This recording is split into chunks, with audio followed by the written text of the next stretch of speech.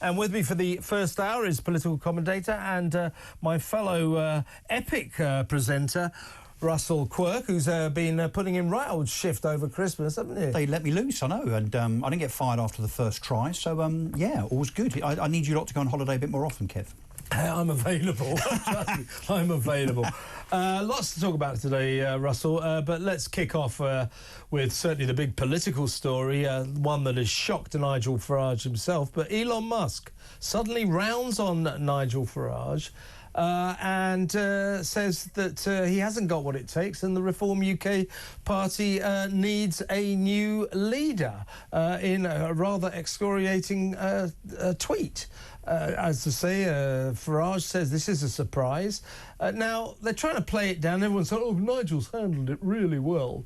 Well, there's Elon Musk's tweet there. Well, I mean, I think he's handled it maybe as well as he could. But, you know, let's not beat about the bush. This is a bad moment for Reform. They shouldn't be falling out with Elon Musk. And a lot of Reform supporters won't like this situation. Yeah, I think if you're on the right, and when I say the right, I mean, you know, the sensible centre-right, what we used to call the centre-right, but as we'll come on to, is now the far right. The far right, The far right. This is disappointing on the basis that, you know, we want to see a bit of unity. Obviously, we've got this understandable friction between the Conservatives, Kemi, Badenoch, and Reform, Nigel Farage. That's kind of understandable for now, although, of course, they're going to have to do something about that over the next 2 or 3 years if they want to unify and actually depose Starmer. But yeah, so I think this was surprising. It was disappointing. I think this probably does centre around the whole Tommy Robinson debate, dare I say, on the basis that Elon Musk seems to have rather a soft spot for him, and of course Nigel Farage doesn't. But the cynic in me, Kev, thinks that this might actually be a setup. This might be a PR play.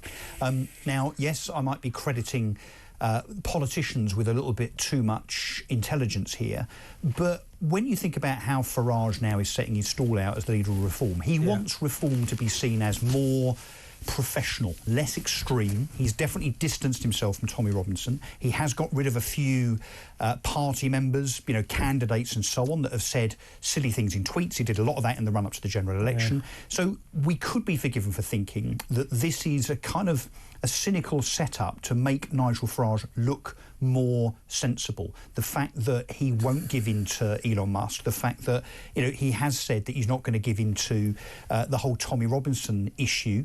There was talk a few days ago, before this happened, of course, about, you know, Tommy Robinson not being allowed to join Reform. And as far as I'm aware, I don't think Tommy Robinson has asked to join Reform. So that came out of left field. So I might be crediting too much sophistication. I've got to say, I think you are, Russell, because if this is a ploy by Nigel Farage, it's hapless and useless.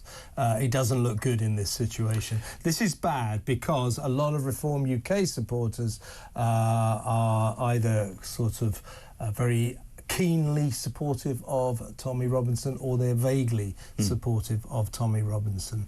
And they like to believe that the Reform tent kind of includes people like Tommy Robinson, includes him, and by saying no, he can't join, he's out, this will lose Reform UK quite a lot of support.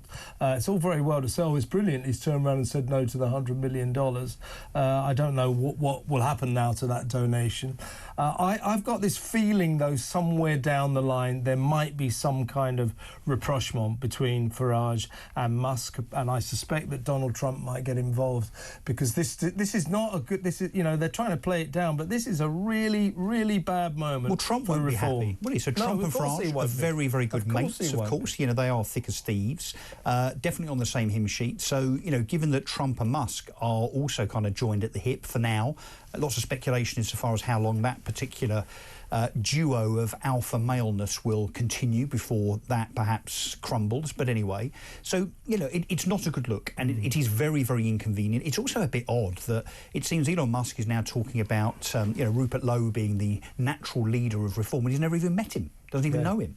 I mean, to be fair, he did say that. I haven't met him, but what he's tweeting, what he says seems to make a lot of sense. I think a lot of people do really like Rupert Lowe. I think he's very impressive. He might be the purist among the Reform set. Yep. The thing about Reform is, right, that they're walking a very difficult tightrope that this difficult situation has exposed. Now, Farage, quite rightly, he wants to be a potential party of government. That involves trying to depict a sort of mainstream image. Now, a lot of Reform UK supporters don't want them to be mainstream. They don't want them to be centrist. You've got to win the centre to win elections and all that. They want Reform UK to be different, not to be part of the kind of centrist Labour Tory blob. You can't put a cigarette paper between those two parties and all their rubbish policies. They want Reform UK to be different, and they want Reform UK to be ploughing a definitive, definable right-wing path. And it's old school conservatism. Yeah, it's Thatcherism. Now, but that involves, denouncing Tommy Robinson. I'm not here to support. I'm not going to say anything about Tommy Robinson. I don't have any particular strong feelings about him, but I do think he's important in this debate. And denouncing Tommy Robinson is not good for Reform UK. It makes them sound like Keir Starmer or Kemi Badenoch. Yeah, and it reminds me of, when David Cameron labelled UKIPers as swivel-eyed loons. Yeah. And actually most of us still look upon UKIP as being a bit out there, a bit odd, a bit still extreme. There, by the way, still there. Still hanging on by their fingernails.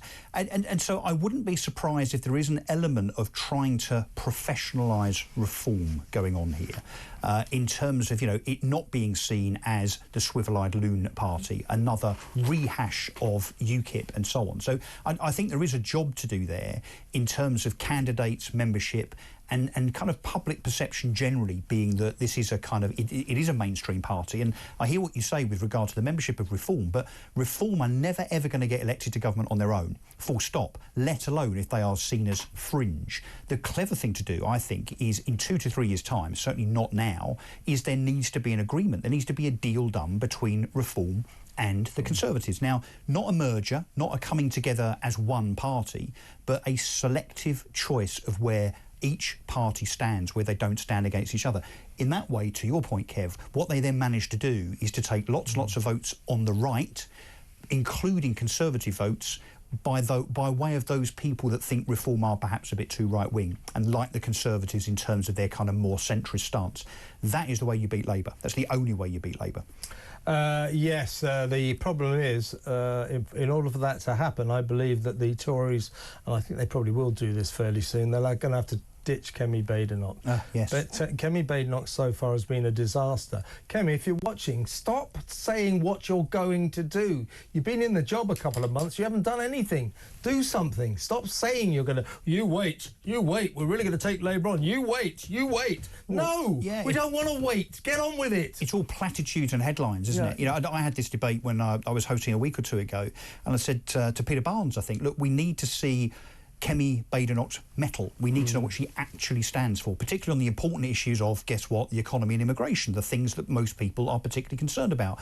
His view as a ardent, what I called conservative apologist, was we're just going to have to wait and see. I don't think the electorate, and particularly the Conservative Party, can or should wait and see what this Conservative Party now stands for. They've had 3 or 4 years of it being somewhat centrist. Previous to that, under Cameron from 2006-7 onwards, a real mishmash of kind of, net zero-ness and hugging hoodies and so on. It's been a left-wing party. So now it is absolutely time, particularly because Reform are so prominent, for Kemi Badenoch to come out of the blocks and say, this is my policy on immigration. This is my policy on crime. This is my policy on the economy.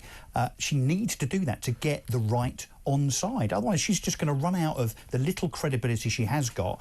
And as you say, she's going to end up being ousted before she even gets a chance to set out her policy plans. And by the way, she needs to learn something about what it means to be a political leader. I was away, of course, when this happened.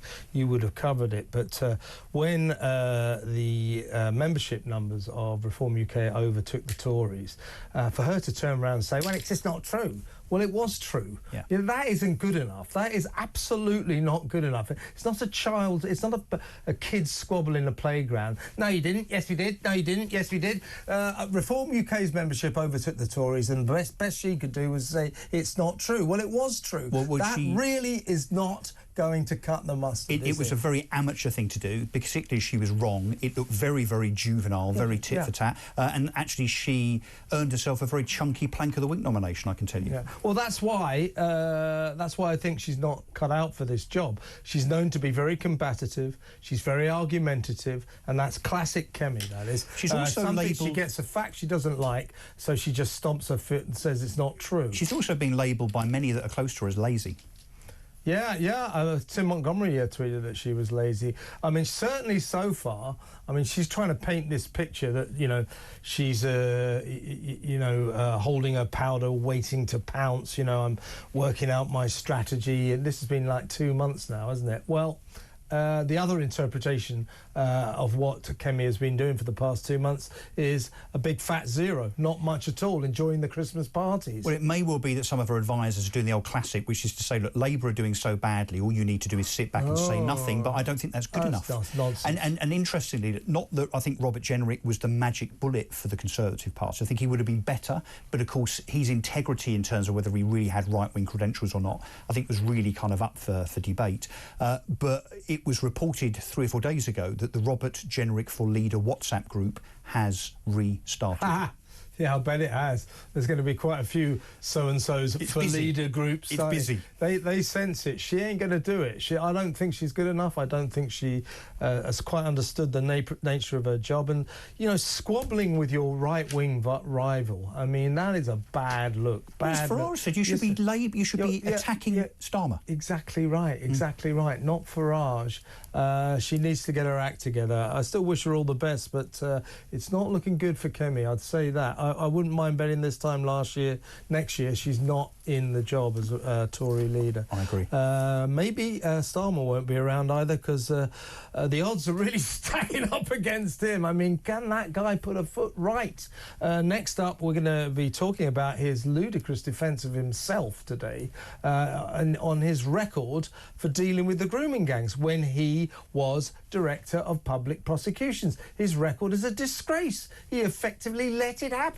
He's delusional about himself. Oh, no, I was a brilliant DPP. He was a lousy DPP. He let this happen. Nearly 30 Sun journalists he tried to prosecute, to put them in jail for doing their job. It cost us, taxpayers, millions and millions and millions of pounds to put innocent journalists in the dock who were just doing their job. Every single Sun journalist was acquitted. So he wasted a load of our money on some sort of political attack on a right-wing newspaper. That's what that was. And then we now have the grooming gang scandal, which he presided over and did very little about.